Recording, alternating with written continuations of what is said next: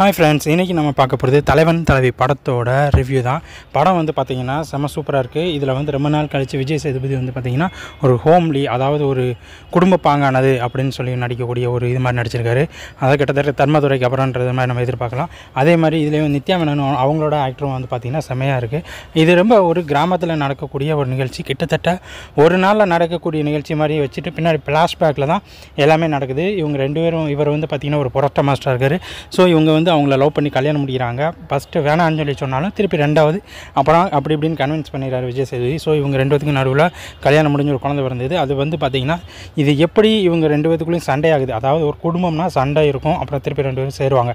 இதுதான் இந்த படத்தோட மையக்கருத்தாகவே இருக்குது. ரெண்டு பேரும் சண்டை போடுறாங்க, சேர்றாங்க. இதில் ரெண்டு பேரும் எதுக்கு சண்டை போடுறாங்க, அப்புறம் எப்படி சேர்றாங்க அப்படின்றது தான் இந்த படத்தோட மைய கருத்தாகவே இருக்குது. ஆனால் இதில் வந்து பார்த்திங்கன்னா அவங்க ரெண்டு பேரும் சண்டை போடுற சீன்ஸாக இருந்தாலும் சரி, ரெண்டு பேரும் சேரதாக இருந்தாலும் செம்ம மாசாக இருக்குது. உண்மையில் என்னென்னா படம் முடிஞ்சு கிளைமேக்ஸ் முடிஞ்சுன்னு எதிர்பார்ப்போம். ஆனால் அதுக்கப்புறம் சில சீன்ஸ் தான் இந்த படத்தோட ரொம்ப ட்விஸ்ட்டாக இருக்குது. ஸோ படம் வந்து செம்ம சூப்பராக இருக்குது. கண்டிப்பாக பார்க்கலாம். இன்னொரு படத்தில் பார்க்கலாம். நன்றி.